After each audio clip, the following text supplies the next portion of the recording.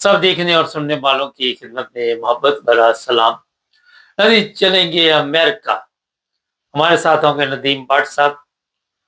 नदीम भट्ट साहब के साथ पहले भी प्रोग्राम किए, इंटरनेशनल हालात पे गहरी नज़र। और आज इनसे पूछेंगे कि ट्रंप साहब के जो बयानात हैं, उनमें कोई वज़न है या दोबारा वो यू टर्न लेंगे? और जिस तरह के ऐलान किए जा रहे हैं, क्या दुनिया उनके ऊपर इत्मीनान करती है? जी भट्ट साहब, ज़रा बताइएगा। जी सर, पहले तो अस्सलाम वालेकुम। वालेकुम सलाम। उसके बाद मैं ये गुजारिश करना चाहूंगा कि इस वक्त जो है ना वो वाकईतन जिन्होंने भी सारे मिलके हमलावर हुए थे ईरान पे, उनका यही था कि बकायदा रिपोर्ट्स अब आ रही हैं बाहर। अभी द गार्डियन की जो आपकी अखबार है यूके की, उसमें मैं पढ़ रहा था कि उनका यही था कि भाई 3-4 दिनों में हम जो है ना वो एंड अप करके तो वापस हो जाएंगे। ठीक है ना, अभी तीन हफ्ते हो गए इस बात को। और अब जो है ना वो सारे लोग जो है ना वो अब ईरान की हमायत में या खुल के या ओपनली या अनओपनली जैसे भी है वो बात कर रहे हैं। बिल्कुल। और इनको कह रहे हैं कि आप इसको वाइंड अप। अब ये क्या है कि इंटरनल पॉलिटिक्स जो है अमेरिका की भी और अपना इसराइल की भी, अब जो भी इसमें आ रहा है उसको इंटरनल पॉलिटिक्स से बड़ा, यूके का आपको हालात बेहतर पता है, वहां पे भी जो है ना वो नहीं खुल के सामने आ रहे। तो अभी है कि प्रेशर डालने के लिए ये ना धमकी दी कि जी हम ऑयल रिजर्व जो है वो आपके खराब कर देंगे, आपको पैसा आना बंद हो जाएगा, बिल्कुल जो थोड़ा बहुत आ रहा है, ठीक है ना, तो आप जो है किसी तरह से, मतलब यह है कि हमारी बात माने वरना हमारे पास ये ऑप्शन है। अब उन्होंने उल्टा धमकी दे दी कि अच्छा जी आप हमारे 4 मारेंगे, ठीक है ना, अब वहां पे आपके वाटर प्लांट्स जो है उनको भी मार देंगे और हिट करेंगे, और वहां के जो ऑयल रिजर्व हैं उनको भी हिट करेंगे, मिडिल ईस्ट में जो भी हैं। और पिछले प्रोग्राम में किसी में मैंने आपको अर्ज की थी कि जो दुनिया का जो भी ये इकोनॉमी का एक जिन है, उसका एक तोता जो है वो मिडिल ईस्ट के ऑयल रिजर्व है, ठीक है। तो उसको अगर हिट करता है ईरान, तो उसको ये समझ उसको भी है कि भाई ये किसी सूरत में भी ये चीज बर्दाश्त नहीं करेंगे। अरब मुल्क तो वो तो बिल्कुल ही नहीं करेंगे, लेकिन जो वर्ल्ड इकोनॉमी है सारी दुनिया में एकदम ऑयल प्राइसेस, आपको पता है वो stock market everything started crashing 2 days ago, जी ट्रम्प साहब ने बात की, तो वो बिल्कुल एक इकोनॉमिक मेल्टडाउन शुरू हो गया। अब ये है कि जो ही आज सुबह यहाँ पे तकरीबन 2:30 बजे हैं, तो आज सुबह 2-3 घंटे पहले जब ट्रम्प साहब ने उसको कुछ घंटे पहले उसको किया कि नहीं हम प्लान चेंज कर रहे हैं और हमारी नेगोशिएशन शुरू हो गई है, ठीक है ना, तो उसके बाद स्टॉक मार्केट्स वापस आना शुरू हो गए। ये एक बहुत बड़ी एक किस्म की एक गेम है, यानी कि ऑयल रिजर्व को कोई भी नहीं चाहेगा कि जो है ना वो खराब, एक हो गया आधा हो गया। अब एक आध पे उन्होंने किया था, फौरी तौर पे जो है ना वो पॉलिसी शिफ्ट चेंज हो जाती है कि नहीं यार एक हमारा। अब प्रॉब्लम ये है कि बाज का अमेरिका कहता है हमने किया है, बाज का इसराइल कहता है हमने किया है, वो दोनों की आपस में तालमेल भी नहीं होती। वो जंप लगा के कर जाते हैं, कोई और तीसरा फ्रीक आके, और ये फिर मुंह देखते हैं कि अब हम क्या करें। तो किस तरीके से अरब मालिक प्रेशर डालते हैं, तो फिर जो है ना वो पॉलिसी चेंज करते हैं। अब यही है कि अरब मुल्कों ने यही कहा कि भाई अगर हमारे रिजर्व तो जाएंगे ही जाएंगे, ये आप लोग क्या कर रहे हैं, इसको किसी तरीके से समेटो। ये 3-4 दिन की गेम थी, ये हफ्ता हो गया, तो ये बड़ी मुश्किल सूरत हाल में है। इस अभी और धमकियां आएंगी और चलेंगे सिलसिले। अभी निगोशिएशन करते हैं कि वो ईरानी जो उनके स्पीकर हैं पार्लियामेंट के, उनके साथ कोई निगोशिएशन शुरू हुई है। नाम तो सामने नहीं आया किसके साथ हुई है, लेकिन ये गैस हो रहा है, खबरें आ रही कि उनके साथ जो है वो बातचीत हो रही है। सोबरमैन, वो उन्होंने आगे से पीछे 1-2 धमकी भी दी थी, तो वो ईरानी कौम जो है आई थिंक वो उस पर ट्रस्ट करती है। तो अगर ये बातचीत चल पड़े तो बहुत अच्छी बात है, लेकिन बहरहाल ये है कि वो लोग जो कहते थे हमारा 40 साल पुराना ख्वाब है, हमने ईरान को पकड़ना है, उसको हमला करना है, उसकी सिस्टम को, उनके लिए तो बड़ी सुखी है। वो अब जो है ना परेशान होंगे कि इंटरनल किस्मों का अंदर जो पॉलिटिक्स है अपने मुल्क में। अब यहाँ पे भी ट्रम्प साहब की जो है ना इंटरनल जो है उनकी अपनी शोहरत जो है वो बड़ी पीछे चली गई। तो अब ये क्या करते हैं, अब मुझे लग रहा है सारे पर्दे के बैठे हुए हैं कि 3-4 दिन का कहा था हमें कि सारी इकोनॉमी मेल्ट डाउन हो जाएगी अगर हम इसको प्रोलॉन्ग करते हैं। तो अब की सूरत हाल जो है बड़ी और खतरनाक हो रही है कि लामहला उनके दिलों में, ये उनके दिलों का तो हाल अल्लाह बेहतर जानता है, लेकिन खबरों से या असेसमेंट जो हो रही है वो मुझे यही चीज आ रही है कि ये इस जंग को चाहे इधर ही रखें, लेकिन या तो कोई और महाज खोल देंगे या ईरान के ऊपर। आपको याद है मैंने जो पहला प्रोग्राम हुआ था कल 12 तारीख को, उसमें मैंने कहा था कि अगले 3-4 कुछ दिनों में ये ईरान के ऊपर कोई बड़ी चीज एक दो मारेंगे, और उसके बाद वो 500 पाउंड वाले बम जो है वो उन्होंने वो जजीरे पे मारे। बिल्कुल ठीक है, अभी भी यही है कि कोई 2-4 मार के फुल एटम या वो न्यूक्लियर नास्तिक, लेकिन उसके करीब करीब चीज मार के तो ये कहेंगे कि बल्ले बल्ले। ये मशवरे चल रहे होंगे कि भाई एक तरीका ये है कि आप अपना मार के ऐलान कर दो कि हमने कर लिया अपना जो करना था हजूर, और वाइंड अप करें। ये वाइंड अप की सिचुएशन भी बट साहब यहाँ एक सवाल है, ये मार के कहेंगे वाइंड अप करे तो ईरान वाइंड अप करेगा? ईरान जो है प्राइमरीली तो वो यही कह रहा है कि भाई आप लोग अगर बंद कर देते हैं तो हम भी बंद कर देंगे। नहीं, सवाल मेरा ये था कि जिस तरह अभी आपने कहा कि कोई ऐसे वहां पे बम चलाएंगे जो पावरफुल होंगे, तो उसके बाद ईरान को कहेंगे जी हाँ जी जंग बंद कर दो, तो वो फिर बंद कर देगा जंग ईरान? देखिए वो करने की तरफ आएगा, लेकिन उससे पहले वो भी कोई ना कोई जो है ना वो एक अलग है, वो मार सकता है एक दो जगह पे। उसके पास भी ये ऑप्शन फिर उगला होगा कि ठीक है तुझे अगर तुसी साढ़े 500 पाउंड का मार रहे थे 150 का 200 अस्सी भी मारना ये ऑप्शन मौजूद है ईरान के पास। तो लेकिन ये है कि वो कह रहे कि भाई बात की अगर इतने में भी सारे चुप कर जाए या मामला रुक जाए तो वो भी कई बहुत सारे लोग जो है उस पर शुक्र अदा करेंगे कि शुक्र है यार जान छुट्टी, क्योंकि वही बात की ये ऐसा ढोल बाजरा है जो कोई भी बचाने के लिए नहीं गया हुआ। अब कैसे वापस आना है ये सिचुएशन है। तो मुझे तो ये लग रहा है भट्ट साहब कि पूरा एक प्लान। जी जी सॉरी, ये ट्रम्प अगर जो कहेगा इसराइल मान लेगा आराम से, क्योंकि इसराइल खुद भी तो हमले कर सकता है और ईरान के ऊपर खुद भी बम गिरा सकता है, ताकि ईरान के ऊपर जो बम गिराए जाए उसके जवाब में अरब ममालिक की भी कबख्ती आ जाए। ये आपकी बात 100% दुरुस्त है कि पहले भी ये चीज खबरों में आई है कि अमेरिका कहता है और चीज करने को, इसराइल आगे बढ़ के बात कर वहां पे अटैक कर दिया, वहां पे अटैक कर दिया। ये सिचुएशन चल रही है।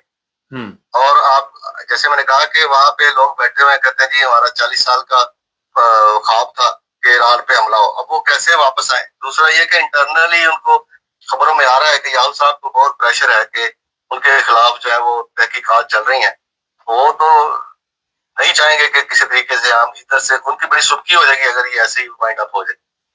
तो वो भी चाहेंगे कि अब किसी तरीके से या तो ये जो है ना वो अच्छे तरीके से हम इसको विनर के तौर पर हम इस जंग से निकले, या अगर नहीं तो फिर ये जंग और फैलती जाए जहां जहां। तो इसी चक्कर में मैं गुजारिश करने लगा था कि जब प्लान किया गया सारा कुछ, तो लामहला ये भी प्लान हुआ होगा कि जी पाकिस्तान को कैसे इन्वॉल्व करना है। उन्होंने पैक्ट किया सऊदी अरब के साथ, सऊदी अरब के साथ अब ये ईरान के साथ लड़ाई हो गई। अब पाकिस्तान को फंस गया कि भाई अब आओ जी हमारी मदद करो। प्लानर्स ये सोच के पाकिस्तान और ईरान की जंग शुरू हो जाएगी, उधर से इंडिया भी आ जाएगा।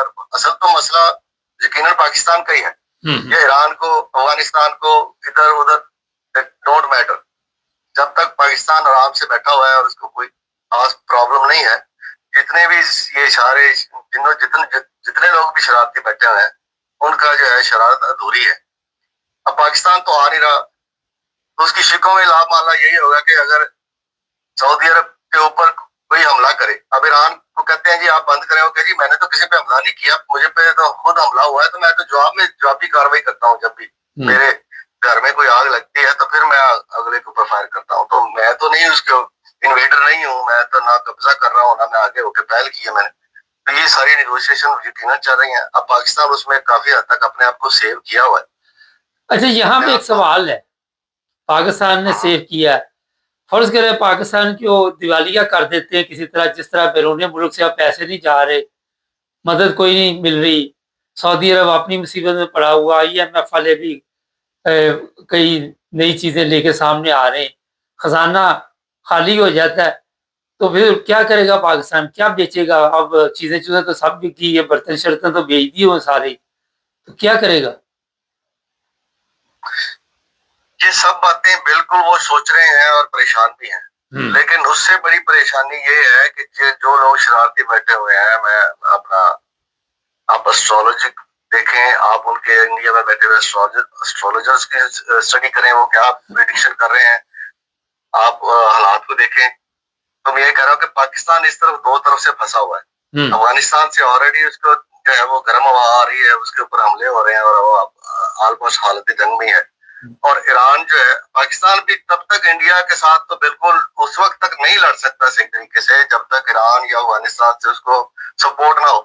और इस टाइम दोनों मुमालिक अपनी अपनी जगह पे फंसे हुए हैं, ठीक है ना। तो इंडिया वाले जो है वो आपस में कर रहे हैं ये मशवरे।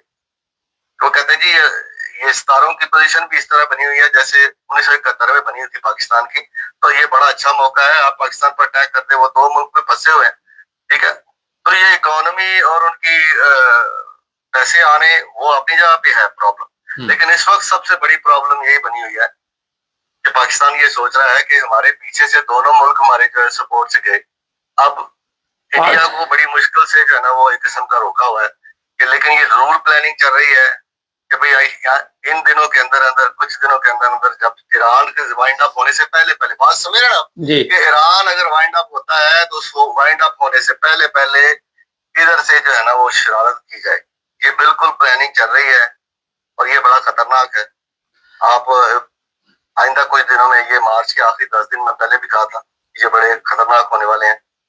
तो अल्लाह करे कि ये बचत हो जाए, लेकिन ये है कि आप देखेंगे कि ये बहुत मुश्किल है शरारत को करने वाले जो बाज आए, वो यकीनन पाकिस्तान के ऊपर नजरें डाल के बैठे हुए हैं।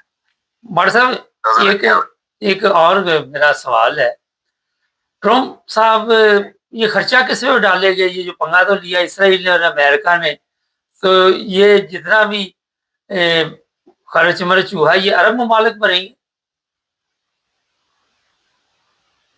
बेसिकली ये जो इंटरनेशनल इकोनॉमी है ना, ठीक है, उसमें ये जो अरब के रिजर्व्स है ना, ये सब ने उसमें हिस्सा डाला हुआ है। वो बड़ा हिस्सा अरबों का ही है और ज़ाहिर है वही बड़ा हिस्सा देंगे, थोड़ा थोड़ा सारे बर्दाश्त करेंगे। ये चीज है, हमारे भी उसमें पैसे लगे हुए हैं स्टॉक मार्केट में, हमने भी आरामको में, आपको पता है आरामको बहुत बड़ी सऊदी अरब की जो कंपनी है, वो उसके शेयर जो है, इसी तरह BP है, ब्रिटिश पेट्रोलियम वाले जो है उनकी आगे, ये दो तीन बड़ी बड़ी जो कंपनियां हैं, ये सारी जो है इंटरनेशनल लेवल की हैं, इनके शेयर्स बिकते हैं। तो ज्यादा वजन जो है वो सारी उठाएंगे मिलजुल के, लेकिन यस आपका कह लें कि 70% 80% जो है खर्चा वो उनके ऊपर ही जाएगा, क्योंकि जी हमने आपकी जो है वो की है, हिफाजत की है, ये आपके ऊपर लायबिलिटी है। जो अगर हम ना करते तो ये बिल सारा कर देता, तो उनको बिल बहुत बड़ा जाएगा। नहीं, मगर उन्होंने तो कहा ही नहीं इनको कि हमला करो। सर जी बात यह है कि वो कहते हैं कि जी आपके ऊपर अटैक हुए, हमने मिसाइल चलाए, उनको रोका, वरना अगर ये ऑयल रिफाइनरी जो है वो उड़ जाती है, आपके एयरपोर्ट उड़ जाते हैं, ये वो हम आगे कोई आपके महल उड़ जाते, सीधी बात बताएं कि आपके महल उड़ जाते, फिर क्या करते? ये नहीं करे ना कि वो लाम आला आगे से फिर हम नहीं करेंगे। आप समझ रहे कि भाई अगर दोबारा कभी शोर बना तो हम शियों या ईरान को आगे कर देंगे, हम नहीं आगे आएंगे, फिर ना कहना। आप समझ रहे, तो वो लाम आला उनको करना पड़ेगा। ये सारे खदशे और सारी पिक्चर उनको दिखाई जाएगी। अच्छा सर, ये बताइए कि अमेरिका में भी प्राइस पेट्रोल के ऊपर गई है? अमेरिका में बिल्कुल गई है, जहाँ पे मैं वर्जीनिया में रहता हूँ, यहाँ पे तो थोड़ी ऊपर गई है, से 50 सेंट्स पर गैलन। अच्छा, पहले तो 3.5 थी, 2.5 थी, अब जो है 3 से ऊपर 4 के करीब। लेकिन बाद स्टेट्स में जो है वो काफी ऊपर डबल हो गई है। कैलिफोर्निया में खासतौर पे कहा जा रहा है वहां पे काफी महंगी हो गई है।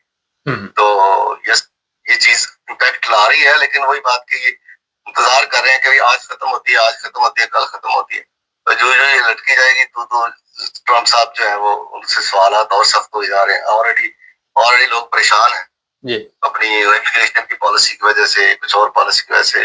अब महंगाई भी जो है वो काफी पिछले 3-4 सालों में बढ़ गई ऑलरेडी। ट्रम्प साहब का मुस्तकबिल क्या देख रहे हैं आप? ट्रम्प साहब का मुस्तकबिल क्या देख रहे हैं? देखिए, ट्रम्प साहब के लिए बड़ी मुश्किल है, आगे इलेक्शन आ रहे हैं, आपको पता ही है। इसमें इस साल के आखिर में वो लोग कह रहे हैं कि जी, अब मैंने सुना है कि किसी तजिया निगार ने कहा है कि अब जो है रिपब्लिकन पार्टी जो है ये दूर दूर तक हमें दिखाई नहीं देती इलेक्शन जीतती हुई। बात सुना है, ये उनके ऊपर इतना प्रेशर बना हुआ है इस टाइम कि भाई आप इसको वाइंड अप करें, अगर वाइंड अप करिए तो किस तरह करिए, कारगर कैसी अपने आप को सुरखरू कर सकिए। ये सिचुएशन बहुत टाइट बनी हुई है। बस ये क्या आगे ये कैसे वाइंड अप करते हैं, लेकिन ये मेरा ख्याल है जल्दी वाइंड अप कर देंगे तो अच्छा है। वो फिर आगे 2-4 महीने है, 5 महीने है, अभी इतनी देर में शायद कोई सिचुएशन बेहतर कर ले इकोनॉमी के लिहाज से। तो देर करेंगे तो फिर और मसला है। चले जी, बहुत शुक्रिया भट्ट साहब, आपने टाइम दिया। और भी प्रोग्राम आपके साथ चलते रहेंगे। ठीक है सर, बहुत शुक्रिया। Okay, thank you. नहीं, जंग लगाई अपना इन्होंने अमेरिका ने और खर्चा उन पे डाले। चैनल